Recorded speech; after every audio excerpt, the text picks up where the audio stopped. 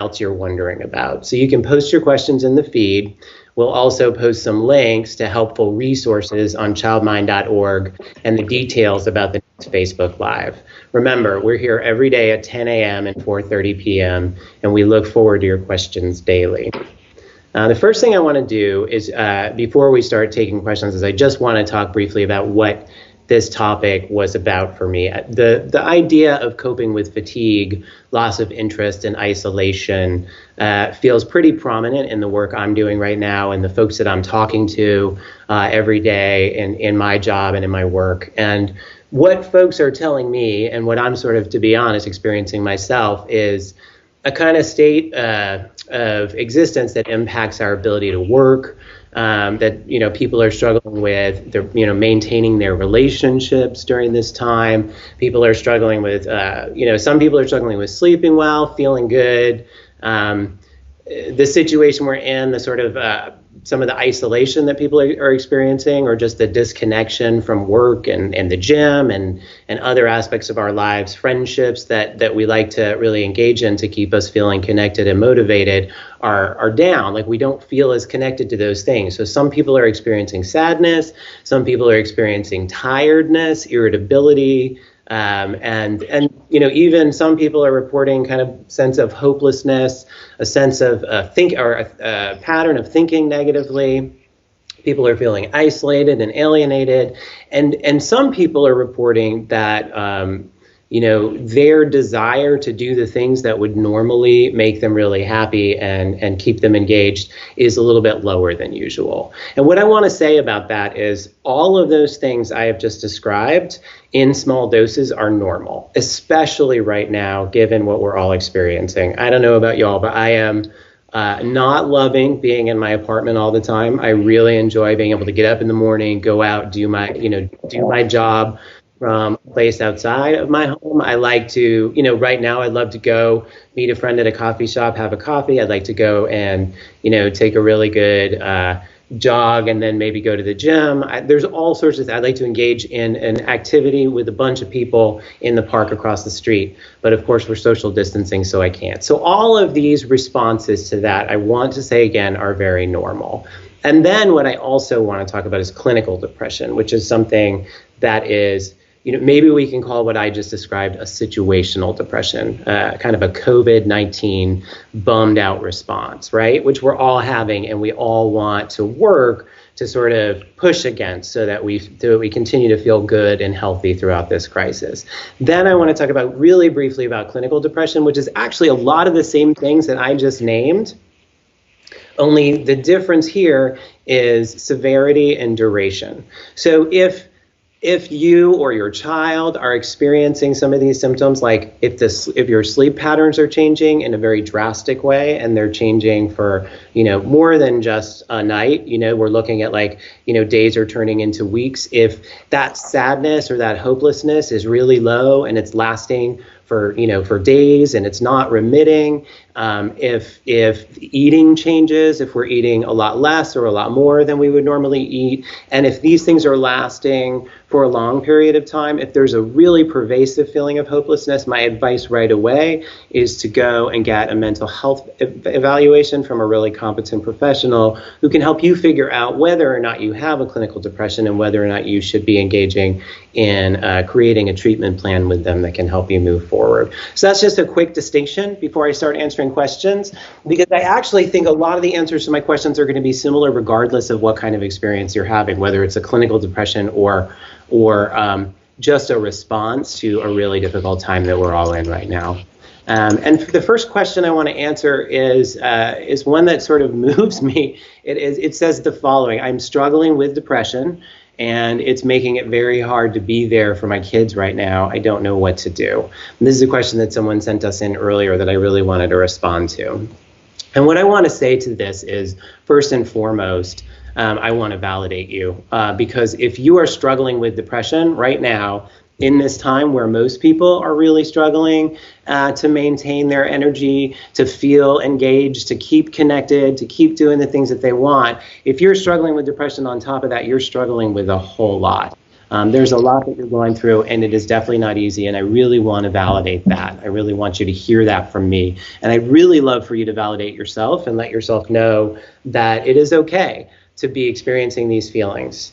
And it's also, and I want to say this, it is also quite normal for it to be hard for you to be there for your kids right now.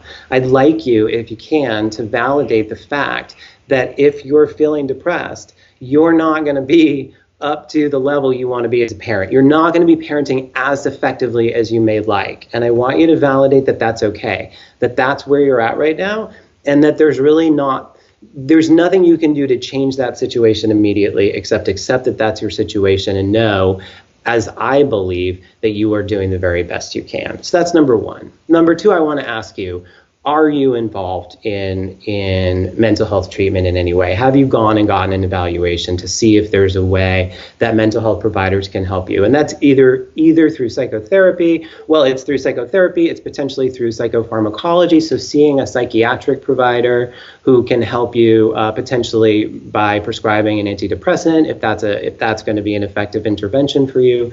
But also weekly psychotherapy, where you can really partner and collaborate with a mental health provider who can help you figure out what next steps are in order to start feeling better. It's hard to be there for your kids. You're saying you don't know what to do. I totally respect that. You don't know what to do. One of the things you can do is you can give yourself a very specific kind of break. And this is actually what we do when we're treating depression, is we look at people's schedules. It's a treatment called behavioral activation. And we look at people's schedules and we figure out a few different things about what your schedule is, right? One thing I'd like you to consider is making a list for yourself of what's absolutely essential for your kids. What are the absolute musts? Do you need to make sure that are they young? Do you need to make sure that they have food on their plate? Do you have to help them get up? Like, what are the essentials? Do you have to get them down in front of the computer and make sure that they're doing their schoolwork? What absolutely has to happen? And when you're making that list, here's my encouragement. Make it brief. Make it simple. Keep it to the skeleton of like what absolutely needs to be done, and give yourself a break for anything beyond that you're not doing. That's number one. Number two, and I'm not asking you to make an enormous list and to be, tracking things in spreadsheets. Keep it simple, especially if you're depressed. Keep it really simple. Be really easy on yourself. But I also would like you to consider any activity that you could sprinkle into your day that would be for you, that would make you feel a sense of pleasure, that would make you feel a sense of competence, that would make you feel good about yourself, that would connect you to other people. What is something that you can do right now, or at 4 p.m. today? Can you take a hot shower, a long hot shower? Can you plop? And I'm going to say this. We all want to be perfect parents. Can you plop your kids down in front of a screen and say, you know what, mom or dad is going to go right now and, take a quick shower. You hang out here. You enjoy your game. You go and you take care of yourself. You can light a candle. You can do a meditation exercise from an app that guides you through meditation. You can take a shower. You can do some exercise. You can take a walk around the block or out in the yard, depending on your living situation. Figure out things that are simple, that are easy, that are manageable, but that are going to give you back a feeling of positivity, that even if they just lift your mood the tiniest bit, what I'd like you to do is notice that they lifted your mood the tiniest bit, and I'd like you to give yourself real praise for having done it, because it is not easy to do the things that we need to do when we're depressed.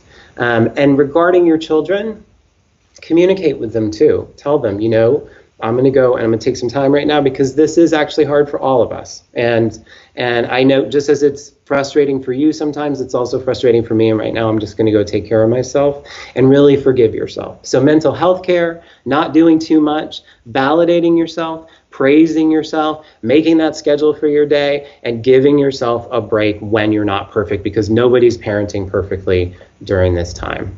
I hope that's helpful. I'm going to go on to the next question. And the next question is, my husband has always had bouts of depression, and the crisis has brought on a bad one. Oof, that's rough. I'm sympathetic, but he's so down that it feels like I'm parenting our children alone and having to care for him too. I'm frustrated and tired, but I also want help. Any advice? Wow, that's a tough. Thank you so much for that question. That's a really, really sweet that's a sweet question, and my heart is going out for you, because not only are you dealing with parenting the children alone and having to care for him, but he's also dealing with depression, and that is a really uncomfortable, really challenging situation you're all in. So the first thing, again, I'm going to do is I'm going to validate both of you. I'm going to validate you for, I like what you're saying. You're saying that you want to help, and you're saying you're frustrated and tired. And what I really like about that is that that's what I would call a dialectical statement, right? I'm frustrated, I'm tired, and I want to help you, right? It's both. You're really, really acknowledging your experience and your husband's experience. And I think that's a very important frame that you're using right now to engage with this situation. So you want to help, and you want to raise your kids, and you want to have the energy and the resources for yourself. So I'm going to go to this idea of really validating yourself and really making sure you're getting the right self-care, right? You can't, it's the old analogy of like, you got to put your own oxygen mask on before you put the oxygen mask on the child next to you, right? That is absolutely essential. So I want you, if you can, to find those spaces in the day to really take care of yourself, to really do the things that are going to make you feel good. Sometimes you're going to want your husband to be hanging out with your kids while you go off and you do those things. I don't know what the situation is, but there's a conversation here to be had too, I think, with your husband. And I don't know what the conversation has been already, but a couple of things I'm thinking. One, is he in mental health treatment himself? And if he's not, and he's really struggling with depression, my advice to you would be to have a conversation with him about, a conversation from me with a loved one might sound something like, hey, I love you very much. And this is where I come in with the validation. Hey, I love you very much. I know this is really hard for you. I see that this is really hard for you. I am here for you. I want you to get better, and I know it's not easy for you to get better. And when I say that validation is really there to let someone know their experience is valid. I'm not minimizing your depression. I am taking your depression seriously, and I know that depression is real, and that all of the different sort of symptoms I talked about earlier in this presentation are symptoms that your husband is probably experiencing, and that they're not. It is not easy. You can't just shift and come out of a depression. It's a lot for him to do. But telling him, I love you, I'm here for you, I know this is really hard. And here we go with another kind of dialectic, and, not but, and I really need you to engage in a way that is going to get you back to me, that's going to get you back to us. We got to figure out a way to get you feeling better so that we can all just do what we need to do. Remember here, if it feels frustrating for you, if you're frustrated, pull back, right? Like really here, what we want to do is we want to be firm, but not emotional, or at least not emotional in a way that feels judgmental or hostile toward the person, right? And it sounds to me, just from your question, that this isn't your general approach. You really do want to help. So remember that it's going to be most helpful just to say, hey, this is what's up. This is what we need.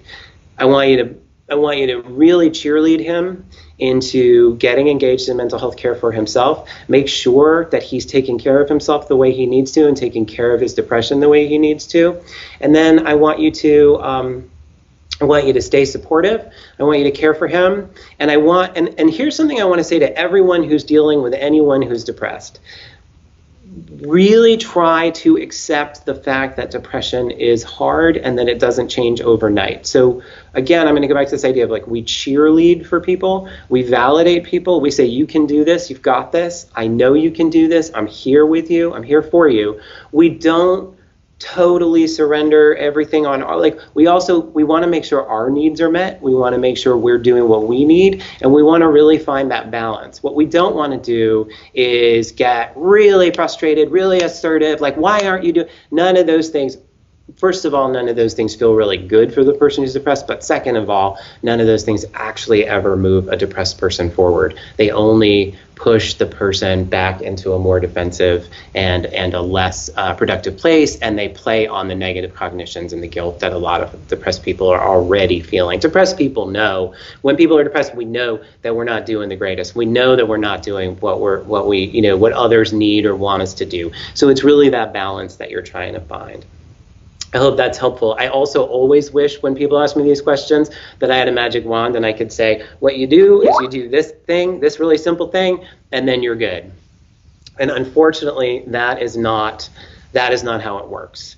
Let's see. I have a question coming in from Aaron Kilmer. Aaron Kilmer, thank you for the question, first of all. It says, can you offer a suggestion on how to approach a 14-year-old boy, suffers from anxiety, takes medication, overwhelmed with online learning, also has learning disability, basically hiding out in his room, playing video games, Netflix, but I am concerned with his mood. I can't push him to motivate him to get up to do anything. I'm working full time, so I'm available to be there to poke and prod him. Wow, yeah, this is the kind of situation that folks are in right now, right? You have a 14-year-old who is very anxious, who is overwhelmed with the online learning, who is, has a learning disability, which makes that overwhelm really likely, basically hiding out in his room, playing video games, Netflix, but I'm concerned with his mood. So I'd be really curious about what you're concerned with his mood. I can't push him or motivate him to get up to do anything.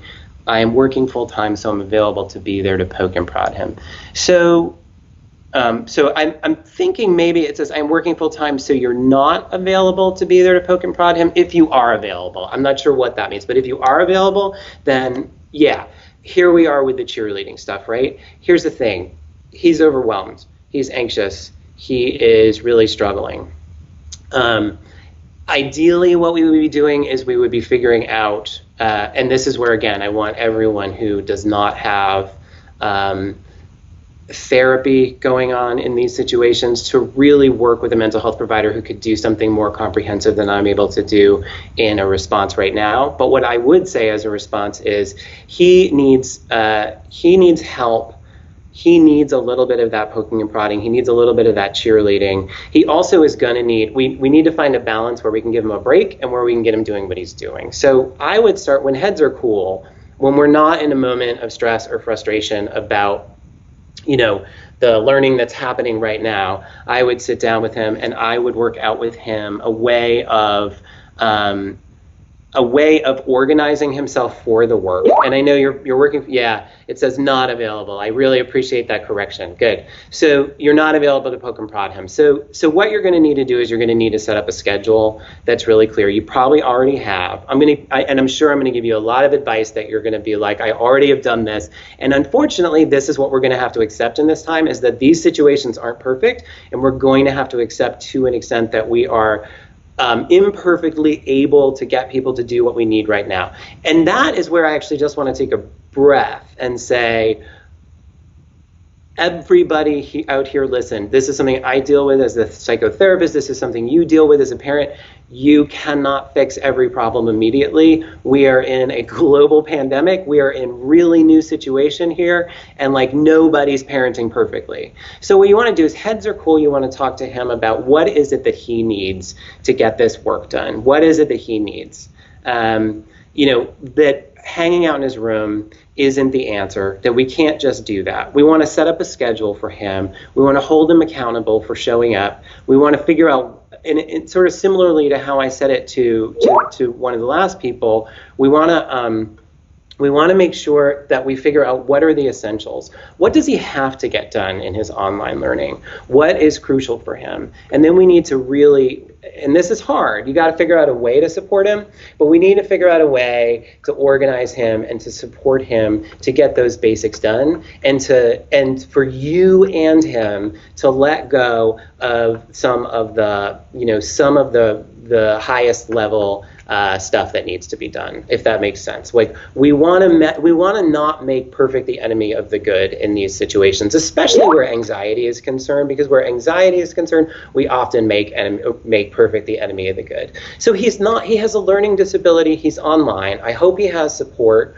I hope he has a sort of telecoach who can help him with the learning. If he doesn't, if that's fallen on you, then boy, is that a lot of work for you. And I think you're going to have to forgive yourself. I think you're going to have the same, the same sort of structure that you usually have, with a little bit of wiggle room, because he's probably frustrated and exhausted. I think you're going to need the same motivators. Whatever has motivated him in the past. I think you want to visit those and figure out, so anything that reinforces his learning behavior, if it's worked in the past, figure out how to modify it and make it more adaptive to right now. Figure out how to reinforce that, figure out how to support him through it, figure out how to structure him through it, and just do your best. And that's really it. You do your best. If he's in his room, this is this thing. We need to talk to them when their heads are cool, when all heads are cool, when our heads are cool as well, and say, hey, we've got to figure out a plan for you to not just stay in your room, right? Especially if you say he's hiding out in his room. So I think it's okay for kids to hang out and play video games and Netflix on their downtime, but can they earn that downtime by doing the work that they need to do? Can you structure with him what that downtime is and say, if these are the things you need to get done, and when you get them done, then you get to go in your room and you get to have your Netflix. It looks like I have about 5 minutes left, and maybe even less. So I want to be brief, but I see another question, which is, my son is about to be 8 and is now wearing his feelings on his sleeves constantly. Oh, well, that's sweet. Any correction is met with a full meltdown, right? He is the only child at home. He has high energy that usually has soccer 4 days a week, now stuck at home. Help me. Yeah, definitely. You need help with this. I totally hear you. And I just want to say, my heart is with your son too, because he's frustrated. He's feeling really big feelings. This is a hard situation. I think the first place you start is validation. And so I want to be clear when I say, frequently when I talk about validation, people hear that as I can't just validate my kids all the time, and it can't just be all validation because I need them to do specific things. And I want to be clear, I don't mean that. But what I do mean is this: if a child is having big emotions, the first place to start every single time is validation. And again, remember, validation communicates to someone that what they are feeling, experiencing, thinking, how they are behaving is valid, given the context that they are in, given the entire history of learning that they have had that takes them to this point. It makes sense that they feel the way they feel, and it is okay that they feel the way they feel. And we need to get him on track, right? He is having these meltdowns. I don't know what is reinforcing these meltdowns. I don't know what he's, as we say in therapy, we say, what is the function of the meltdown? But it seems like it sounds from here like he's really stimulated, and he needs a lot of validation coupled with his corrections, right? So if you need to make a correction of a behavior, make sure it comes with a validation. Make sure it is this: of course you're behaving this way. It makes sense to me that you're behaving this way. And also, we need to work on this piece of it, right? We need to just work on getting you here. And so all the same stuff applies. We still need to parent our kids, but we want to do, my advice to every parent all the time, and this is something that I work on with lots of parents at Child Mind Institute, is that validation gets you, what I say is, always gets you more bang for your buck. It's soothing, it brings the person's distress level down, and it makes the mind more open to receive feedback. And so starting with validation, and if the meltdowns are intense, as I've said to other people, if they don't seem to be getting better, if your kid seems to really be struggling in a way that is concerning to you, again, get an evaluation with a mental health provider who can really come up with a comprehensive treatment plan and figure out how to best help your son, and maybe even help with some behavioral. What we do at Child Mind is a lot of behavioral parenting stuff that really helps parents create behavior plans for their kids that are structured and that really reinforce the behaviors we want to see in them. I believe that I am now out of time. So I just want to close by saying I want to thank you all for joining me. I hope it was helpful. And remember that we're here every day from 10 a.m. At 10 a.m. and 4:30 p.m. And we look through the questions that you send in daily. So check the post for the topic for our next live. The Child Mind Institute is here to help with the mental health and parenting needs of this during this coronavirus crisis, no matter where you are. We have resources to help, from daily tips to consultation to gold standard telehealth treatments. Go to childmind.org/coronavirus. Be safe, and thank you very much.